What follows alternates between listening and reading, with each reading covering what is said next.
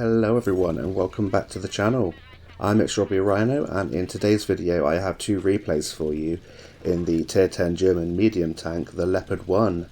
This was one of my first ever Tier 10 vehicles, and it's an absolutely beautiful tank that can do a lot on the battlefield if you know how to play it. And going up this line was a bit of a challenge when I started playing WoT Tanks console, because a lot of these tanks don't have any armour at all, so it taught me very quickly to use different positions on the maps, to use the concealment that this tank has, and to sort of snipe effectively. And once you get to know the different positions on the maps and the different weak spots of the enemies and what other tanks are capable of, you're able to engage effectively, keep your hit points for the sort of mid to later stages of the battle, and you can utilise your view range in accordance with your concealment rating, and you can get a lot out of this tank.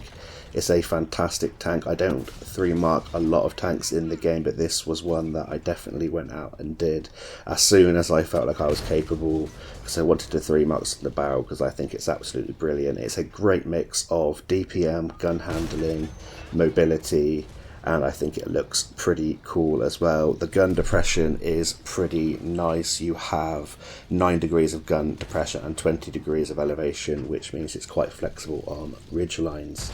So why am I just now including a replay or 2 replays of the Leopard 1 on my channel if it's one of my favourite vehicles? Well, back in July of this year with the Tanks Reforged series, it was actually buffed, which made the tank just that little bit better. So back in July, the forward speed was buffed from 65 to 68 kilometers an hour. The dispersion during movement and during rotation was buffed, and the speeds of the APCR heat and HE rounds were also improved. So the APCR went from 1478 to 1500 meters a second, the heat went from 1173 to 1200 meters a second, and the HE went from 1172 to 1200 meters a second, meaning that this is even better at sniping at mid to long ranges. You don't have to give too much lead at all, and with the fantastic penetration that this great 105mm gun has, you should have no problem getting the damage out in this tank.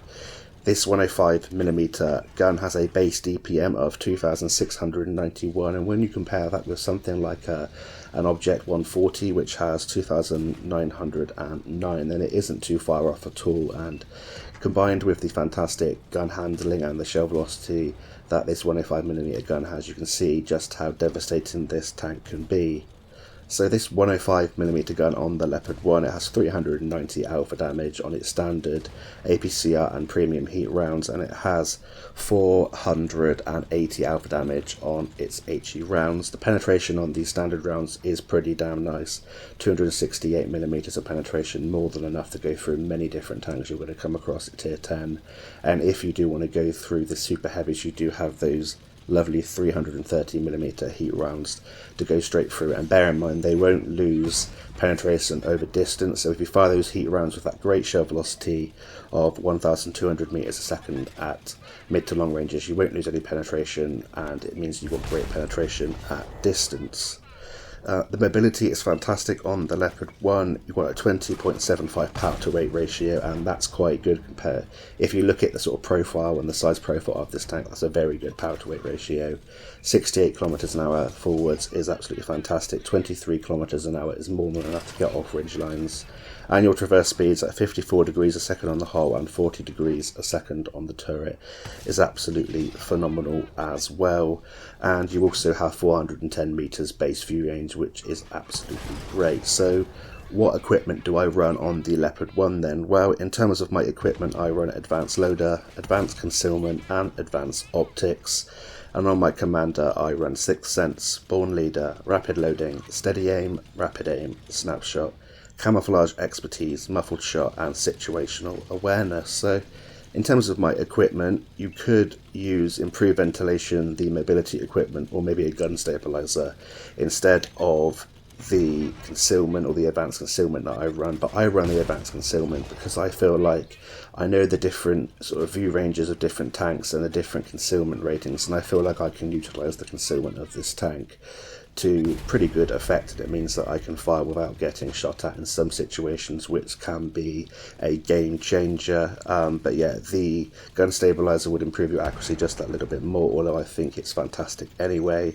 Ventilation would improve your gun handling, view range, and everything about your tank by 5%, and the mobility equipment would obviously make you a lot quicker. And in terms of my commander, I feel like it's a pretty good balance of gun handling skills, concealment skills, situational awareness to boost that fantastic view range up just that little bit more, and outspot your opponents, and rapid loading to improve your DPM. So if you choose to run the commander and equipment setup that I run, you'll have a view range of 525 meters, which is more than enough to cut through quite a lot of different enemies' concealment ratings, and your still concealment rating would be 273 meters, which is pretty good for the size of the Leopard 1. Your gun handling would also be fantastic. I've now got a 1.75 second aim time, a 0.24 accuracy, a 6.59 second reload for 390 alpha damage, and my DPM is now 3,608, which is pretty damn nice for a 105mm gun. And you can see here on Vineyards in the background, we've already picked up 6.3k direct damage, 707 assistance, and somehow we've blocked 400 damage with the non-existent armor on the Leopard 1, and then we absorb a heat shell by the looks of it into the tracks from that Object 279E. He gets finished off. We took our damage total there to 7k direct damage. We finished in second place on the team, 2 kills, 707 assistance damage. We blocked 400, got the high caliber sniper medal and a first class, made a small profit, and a great game showing off what the Leopard 1 can do if you do use the hit points that this tank has as effectively as possible. So that's it for the first game. We're going to hop on into the second gameplay. So we're now into the second gameplay of today's video. We're here on El Alamein in the Leopard 1, and I was about to say how good this map is for the Leopard 1, and whilst that is true, pretty much every map in the game is good for the Leopard 1. Although you don't have any armour, you can make use of hard cover, you can support your heavy tanks, and the gun is so flexible. It just means that you have to be a little bit more careful with who you expose yourself to and where you position yourself. But on city maps, get flanking fire if you can, get different sort of crossfire going with your heavy tanks, and when you hear an enemy fire, pop out and get a shot into them. Use the distraction that your friendly heavy tanks are creating, or whether it's a medium or a heavy, it doesn't really matter, but just play with your hit points as sensibly as possible. You can take shots from sort of tier 8 or tier 9 tanks when they have sort of lower caliber of gun, and you can trade quite effectively that way. Just bear in mind that when you do take a penetrating shot in the Leopard 1, you are more than likely going to lose your ammo rack or have a damage module because of the lack of armor, so make sure to take a large repair kit. You can see there how much damage you lose to an artillery splash, so we've lost a big chunk of our hit points already in this game, but I'm sure that we can make this 105mm gun work for us on this map. We just have to play a little extra carefully now, and you've always got to play the Leopard 1 like you are kind of very low on hit points because of the lack of armor. You've got to make use of your fantastic view range to support all of your tanks and sort of do some sniping early doors, mid to long ranges. You can help your light tanks spot early on because of your fantastic view range and pretty decent concealment, and then you can use your mobility later on in the battle to get flanking fire on the different enemies. You've sort of paid attention to the minimap during the game, you'll know where the enemies are, and you're able to get into positions to get crossfire on them and start taking them out pretty quickly with this very nice 105mm gun DPM. So here on El Alamein, we kind of started in the centre. We missed a shot on the T-54 lightweight, which was more of a user error than anything, and now we've come up here to this sort of further centralised north area where we're trying to get side shots into the heavies that like to go along the sort of beach area up in the north eastern corner of the map. This is a pretty risky area for us due to the fact that it's very hotly contested. We are quite close to all of the action, and tanks like this Progetto 65 are very keen to come over and rush you because you are spotting all of the enemies as they're crossing into that northern area. However, we managed to sort of outmaneuver that Progetto 65, we have fantastic DPM to keep firing, getting shots into him, and we had a little bit of help, I believe, taking him out. And now we're just putting round after round into the sides of enemy tanks, and this is what the Leopard 1 is all about, creating sort of different angles on your opponents, getting shots in from mid to long ranges, and supporting your heavy tank push, and just using your V-range where applicable in conjunction with your concealment. You have to be a little bit careful here about artillery fire this part of the map. However, we're on a downslope, so I was kind of bargaining on the fact that artillery would probably have a very hard shot on us because of the shell arc on the artillery's ammunition, but it's just a risk I'm willing to take to help my team out, and sometimes you've got to take risks. You don't want to sit too far back and miss out on all the action, and then you miss out on all the spotting assistance and things like that. So you saw us just take a massive shot from the Grill 15. Unfortunately, that's a very accurate high caliber gun, but I felt like I had to get him out of the game, so I wanted to quickly try and snapshot his turret, but whilst we were aiming him, he snapshotted us. But sometimes those trades are worth it to get tanks out of the game, and when we were farming the sides of those heavy tanks in the northeastern corner, we were always going for tracking shots, trying to track them to get that extra bit of assistance and push our XP up. Now you can see the fantastic sniping capabilities of the Leopard 1 at sort of mid to long ranges here as we take out that Object 261. And I'm just waiting for my time to get behind this IS-4 and see if we can get fire into him, but we do see that 705A.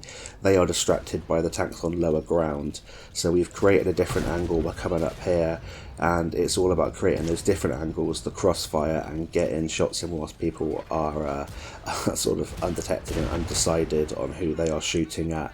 So we're just edging over this cliff, trying to get a shot into either of these heaviest tanks. We managed to take out the IS-4. We slide down that cliff, and I was very scared I was going to completely total my tank there, and that would be the end of my game, but we've already picked up 5.2k direct damage and just shy of 2,000 assistance. There's 2 tanks left on the enemy team, and now is the time to use the fantastic mobility of the Leopard 1. Fortunately, I did spot that little bit of a sort of cliff or ridge there in time, because that might have given me a lot of damage. The fall mechanics at the moment feel really weird. I've killed myself on numerous rocks just by tapping them, and I fell off massive cliffs and survived. That's just World of Tanks things, I guess, but you can see here that the boosted mobility with the buffs that this tank has got is absolutely fantastic. We're leading the charge here in front of all these heavy tanks and tank destroyers. The enemy light tank is spotted in the north by our artillery and tank destroyer, so there must be a heavy tank around here somewhere. And I'm hoping that when I get to this heavy tank that I've got the mobility to get around it, maybe get a tracking shot in and get some extra assistance. But this is where your mobility comes in handy, and your view range at the end of the game to get those extra few bits of damage or assistance damage, and maybe you can get the extra kill or the last kill on the artillery or last remaining tank alive. So the 752 did take out one of our tanks, so it means that the heavy tank is around here somewhere. He's still a sort of 2 to 3 shot for us. We fight on the move there, and I believe we bounce, but now we're going to use the mobility to get around him. We damage his ammo rack there. We do a handbrake turn. You can see the fantastic traverse speed set of the Leopard 1. We get a kill there, and it felt like we were getting a lot of kills in this game, so I'm just hoping that maybe I can get a pools medal. You can see there that we're on 8 kills now, so maybe we can just get the 9 kills, and I'll be pretty chuffed with that. So it's just about finding this Sheridan.